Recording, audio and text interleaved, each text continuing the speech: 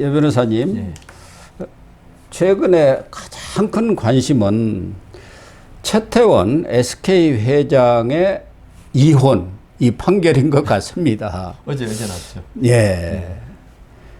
서울 고복 가사 2부의 김시철 저도 잘 아는 분인데 부장판사가 판결을 내렸는데 1심에서는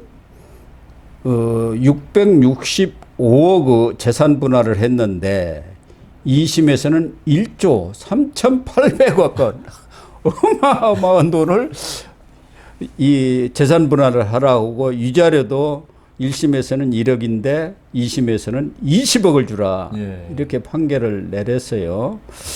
그런데 거기서 가장 관심을 끄는 것은 이런 판결을 하는데 결정적인 것은 노태우 전 대통령 부인 김옥숙 여사의 그 비자금 메모라는 거예요. 비자금 메모. 300억. 예, 그게 SK 300억 같다는 그런 메모가 있었던 거고, 그 메모 봉투에는 그 300억을 주는 대신에 성경건설이었죠. 그 당시는. 지금은 SK로 바뀌었습니다.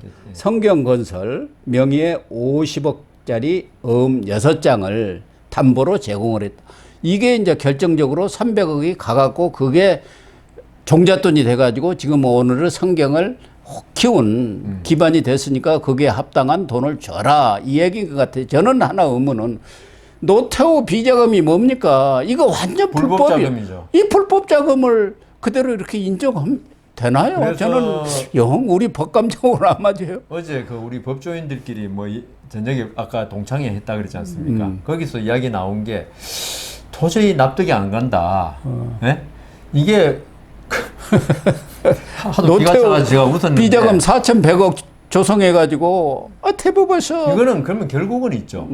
결론만 말씀해 불법을 조장하는 게 됩니다. 그러니까요. 예. 그러니까 그 돈이 지금 뭐 그거는 그 SK 측에는 부인하고 있지만은 갖다 하더라도 있죠.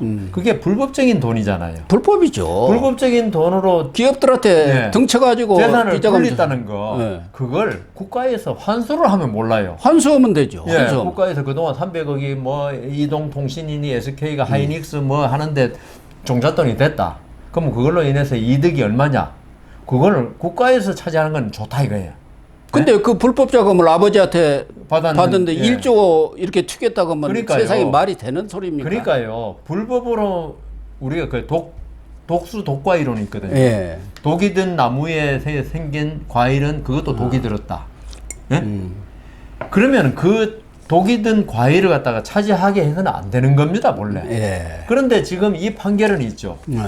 독이 든 과일 너 가져.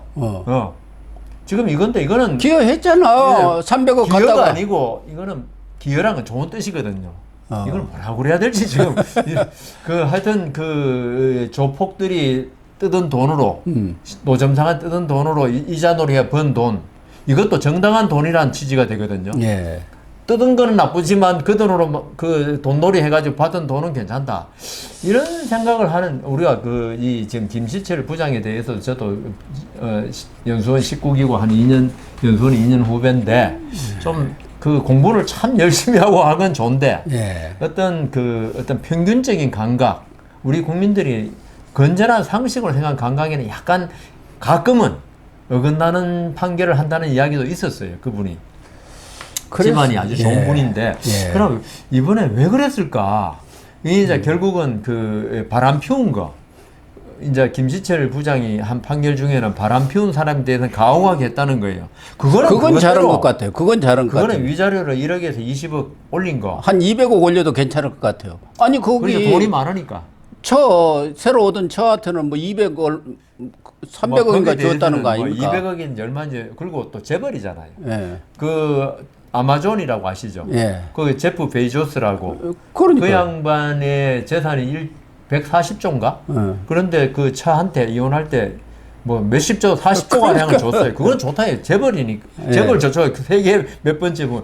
그러니까 그 위자료로 그래 주는 건 괜찮은데 재산 분할에서 재산 형성에 어떤 기여를 했다는 거거든요. 그 노소영 씨가 했습니까? 어떤 불법적인 그 돈을 아버지가 했죠. 아버지 돈도 아니에요. 그 돈을 빼앗긴 어떤 기업의 돈이에요. 고리 돌려줘야죠. 그리고 그 불법적인 거는 그 개인이 소지하게 해서는 안 되잖아요. 예. 그러면 그 불법적인 돈을 결국 노소영 씨가 보유하게 되는 거예요. 지금 예. 재산 분할을. 그러니까요. 그럼 국가가 있죠. 징벌적인 의미로서 뺏어야죠.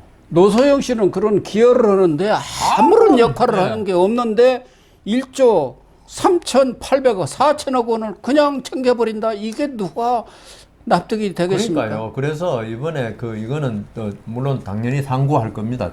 상고하기 전에 대법원에서 예. 요거는 진짜 이번에 대법원 판결을 분명히 받아내야 되는. 예. 그러니까 아까 제가 독수 독과 이론 그랬잖아요. 예. 독이 든 나무의 과일은 독이 든 과일이다. 이런 식으로 인해서 생긴 재산에 대해서 그걸 갖다가 김옥숙 여사가 줬다 하더라도 같은 거 아닙니까? 김옥숙 여사 딸이니까 그건 안 된다. 이거는 그 사회 정의의 형평상 이거는 그 노소영 씨가 차지해서는 안 된다. 이런 걸 대법원에서 밝혀줘야 될 것 같습니다. 그렇습니다. 이 얘기를 꺼낸 것은 최근에 의대 정원과 관련한 판결, 예. 또 이재명, 조국 재판 이런 것들을 보면은 정말 판사의 판결이 정말 중요하다. 물론 판사가 독립적으로 법과 양심에 따라서 판결을 하지만 뭔가 최소한도 국민적인 어떤 눈높이랄까 상식의 수준에서 판단이 돼야 하는데 그렇지 못해 갖고 사법부 정치화가 너무 심각한 것 아닌가. 최근 같은 경우는 뭐 증거는 없습니다만 판사들도 정치권의 눈치를 너무 보는 네. 그런 판결 재판을 하고 있는 것 아닌가. 지금 이재명 재판만 하더라도 질질질질 끌고 있지 않습니까? 특히 이런 정책적 타당성까지 판결을 지금 법원에서 하고 있지 않습니까? 네. 의대 정원이라. 이런 걸 보면은 정말 판사들이 양심과 법에 따라서 제대로 좀 판결을 해야겠다는 생각이 교수님께서 정말 절실하게 느낍니다. 눈치를 본다 그러셨는데 저는 조금 생각이 다른 게 눈치가 아니고 아예 그쪽이 경도돼 있다 봅니다. 그러니까. 왜냐하면 지금 법원의 중추가 예. 그 90년대 중고등학교 다니거나 이런 분들이 중추입니다. 지금 예. 부장판사, 지방법원 부장판사 정도는. 이런 분들 어떻게 세대가 보면 이해찬 세대입니다. 이해찬 세대만이 아니라 그는 뭐 수능 때문에 그런 거고 정교조 세대입니다. 정교조 세대. 예. 맞아요. 그게 한참 중고등학교 때 감수성이 예민할 때 정교조 선생의 교육을 받고 자랐기 때문에 이분들이 판사가 되고 난 다음에 눈치를 보는 게 아니고 그쪽을 옹호하는 판사들이 많이 늘어났다는 겁니다. 지금 예. 문제는. 왜냐하면 그 눈치를 보면 이쪽 저쪽 눈치를 보는 건데 그게 예. 아니고 지금 많은 부분이 민사재판 같은 경우도 지금 이렇게 어떤 과도한 이념의 주입 예, 이게 지금 재판에서 나타나고 있어요. 지금 그 본인들은 그렇게 생각 안 합니다. 이게 이념이라는 게 있죠. 중고등학교 한번 주입되면 있죠. 뭐 3살 때 버릇이 8까지 간다고. 그 중고등학교 때 주입된 이념이 지금 재판에 있죠. 본인은 그렇게 생각 안 해요. 네. 나는 정의에 맞게 한다지만 그 정의가 비뚤어진 정의라는 겁니다. 지금 판사들이 가진 정의감이 어떤 균형 감각을 가진 판사들한테 제일 중요한 게 뭡니까? 균형 감각입니다. 예, 그렇죠. 야, 그리고 평균, 상식 이런 게 무너져 버렸어요. 이 일부 판사들한테. 그래서 이게 앞으로 이게 지금 그 교육받은 세대들이 지금은 MZ 세대들은 실리주의예요. 실리. 예. 예, 실리주의가 다시 법원 판사들이 대부분을 차지할 때까지는 당분간 이런 현상이 계속될 것 같아요. 특히 그것이 심화된 것은 김명수 그렇죠. 대법원장실의 김명수 사법부 아닌가. 네. 그런 생각이 들고 이번에 김명수 사법부에서 법에도 없는 사법행정자문회의를 설치를 해갖고 거기에 특정 성향 인사들이 대거 포진해 있었지 않습니까? 그래서 사실상 이 자문기구가 심의 의결기구 역할을 해버렸다 그런 비판을 받았는데 이번에 법에 있는 사법 정책자문회의 정책자문위원회를 10년 만에 부활하겠다. 부활했죠. 이런 것들이 조의대 사법부가 사법부 정상화를 위한 것 아닌가 하는 생각이 저는 얼핏 들어서요. 맞습니다.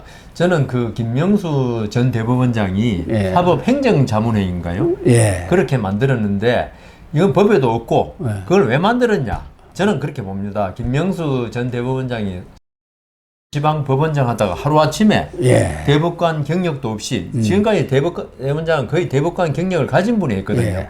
갑자기 하루아침에 대법원장이 됐잖아요. 그리고 춘천지방법원은 사실 법원 규모가 성남지원보다 더 작은 예. 그러니까 본인의 어떤 그 말에 무게감을 실어 줄 수가 없는 거예요. 그러니까 갑자기 법에도 없는 제도를 통해서 거수기라고 그래요. 사법행정자문회 의장이 김명수 아닙니까? 네, 그러니까 그 아무래도 우리 대통령 밑에 뭐 여러 가지 위원회 있고 그다음 뭐 지자체마다 위원회 있지만은 결국은 그 장의 의중이 그대로 통과되는 예. 그것 다 형식만 이렇게 아 이거 위원회를 통과했다 나중에 책임만 지기 위한 잘못됐을 때 그런 거거든요. 그래서 이 사법행정자문위에 제일 중요한 게 예산과 인사인데 인사가 더 중요했죠. 거기다가 다 주워버린 그러니까 거다. 인사 아니 준 게 아니고 자기가 한 걸 갖다가 예, 인준해라. 거수기 역할을 거수기 시킨 거야. 역할을 해라. 예. 그러니까 스스로 대법관을 지내지 않은 어떤 그 이 좀 자격지심 예. 이게 사법행정자문회의를 통해서 그 포장을 한 거죠. 그럴듯하게. 예. 그걸 이제 조희대 지금 대법원장이 얼마나 폐해가 있는가를 그 당시에 조희대 본인도 느꼈을 거 대법관 아닙니까? 했으니까 예. 이게 엉터리구나. 이게 김명수 전 대법원장의 어떤 그 호위무사 역할을 하는 위원회에 불과하구나.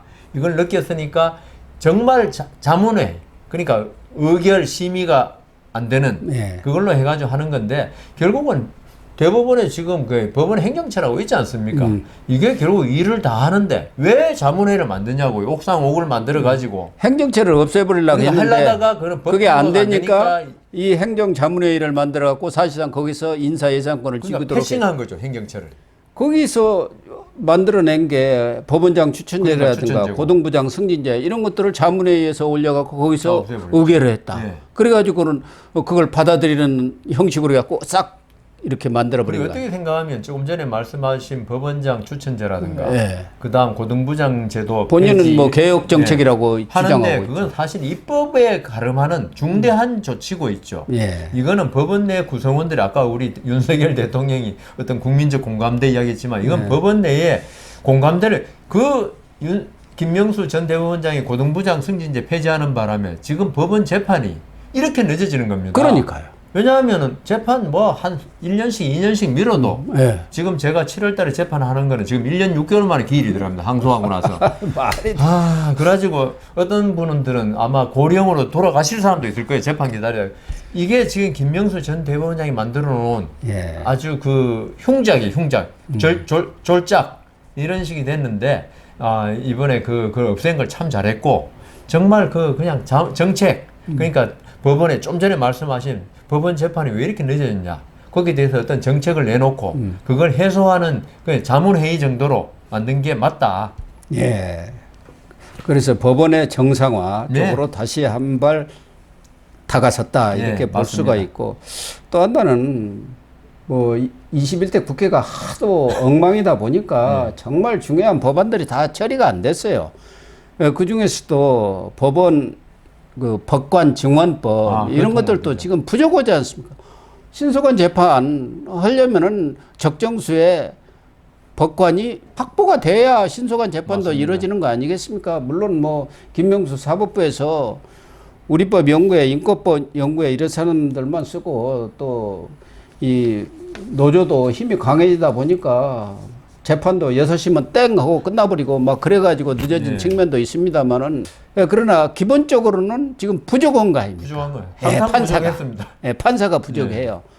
이런 것들도 이번에 천대엽 법원 행정처장도 22대 국회에서 네, 빨리 다시, 좀 처리를 해달라고 이렇게 당부를 했던데 그리고 있죠. 이런 건 좀 빨리 처리 좀 해줬으면 법관 좋겠어요. 증언도 중요하고 제가 생각에는 지금 이게 늦어지는 이유 중에 하나가 법관의 전문성 부족입니다. 아, 예, 왜냐하면 특허 사건, 노동 사건, 의료 사건 예. 이런 거 사실 엄청나게 어려워요. 어렵죠. 예, 그 의료 사건 같은 경우는 네. 그 의학협회에다가 사실조회 감정 신청하고 이러는데 그렇다 하더라도 법관이 좀 잘 알면 예. 이게 훨씬 나을 수 있어요. 예. 그래서 이번에 윤석열 대통령이 노동법원을 갖다가 이번에 신설을 하자고 그러는데 예, 예. 저는 지금 독일이나 이런 데 보면 법원 종류가 미국 같은 경우에 대단히 많아요. 노동법원도 전문 있고, 법원들이 전문 법원이 많고. 파산법원도 예, 있고 예. 파산법원 같은 경우 미국에 예. 그 전문 우리나라 법관, 그러니까 일반 법관 같은 자격은 아니지만 그 분야의 경제계에 활동하다가 법관을 갖다가 할 수 있도록 그 법률을 해놓고, 그러니까 잘 알죠. 어떤 회사가 파산했을 때 어떻게 처리하면 잘할지 아는데, 우리는 일반 법관이 파산 사건을, 회사 정리 사건을 하거든요. 정말 이건 전문성이 필요한데, 그러다가 한 2년, 3년 지나면 딴 데로 옮겨버리고, 그래서 사건 처리가 계속 늦어지고 있는데, 그러니까 제 생각에는 의료, 특허는 특허 법원이 있습니다. 거기도 일반 법관이 왔다 갔다 해요. 예. 그러지 말고, 그 변리사 출신 중에서 법관까지는 아니지만 준법관 자격을 줘가지고, 예. 처리하도록 하고, 노동계도 마찬가지고, 노무사 이런 사람들 중에서 준법관을 발탁해. 지금 법원도 일부 사법 보장을 하고 있어요. 집행 부분은 이거는 법관들이 하기에는 적절치 않다. 전문성도 없고. 그러니까 이 법관 정원법도 하고, 예. 정말 그 지금 행정처라든가 지금 국민의힘이 있죠. 예. 그 개혁안, 사법부 개혁안을 낸다면 그런 걸 내야 돼요. 아, 그렇군요. 그러니까 지금 사법정책 뭐 자문회의도 한다 그러지만 제 생각에는 예. 이 법원을 다양화해야 됩니다. 지금 우리 사회가 지금 그 해방되고 나서 단순한 뭐 사건이야, 대여금 사건 맨날 돈 얼마 빌려준 거 받고 이전 등기 이런 사회가 아니에요 지금. 그렇죠. 우리가 세계 경제 대국으로 발전하고 기업도 엄청나게 다양화되고 이 산업화가 된 사회에서 지금 1945년 법원 체제로 지금 재판하니까 늦어질 수밖에 없어요. 아, 그러네요. 그래서 저는 지금 우리 이 자리를 윤석열 대통령이 본다면은 노동법원 이야기 잘하셨는데, 말씀 잘하셨는데 그 외에도 있죠. 좀 전에 제가 말씀드린 여러 가지, 우리는 이제 일반 법관은 대여금, 이전 등기 이런 거 전문으로 하고요. 나머지 진짜 복잡한 거, 증권 관계도 네, 중요하지 맞죠. 않습니까? 이런 것도 준법관들을 많이 선발해가지고 거기에서 잘못된 거는 항소를 하면 이제 법관들이 할 수 있도록, 지금도 사법보좌관이 결정을 하면은 거기에 불만이 있으면 이의를 하면 법관이 또 재판을 해요. 이런 식으로 가야지 재판 진행도 빠르고, 전문성이 평생 그것만 하니까요. 네. 지금같이 법관들이 2년마다 옮기고 그다음 뭐 이렇게 해버리면 재판은 맨날 늦어집니다. 예. 정말 전문 법원제, 네. 준법관제, 그걸 갖다 이게 좀 법원이 필요할 것 같습니다. 어떤 관료와 이런 법관이 얼마나 중요한 자리인데 이걸 딴 사람한테 이런 예. 재판할 그 권한을 줘. 이런 고리타분한 생각을 가지고 있으면 우리 국민만 골탕을 먹어요. 예, 그렇게 될 것 같습니다. 네, 시청자 여러분, 오늘 방송은 여기서 마치도록 하겠습니다. 시청해 주셔서 감사합니다.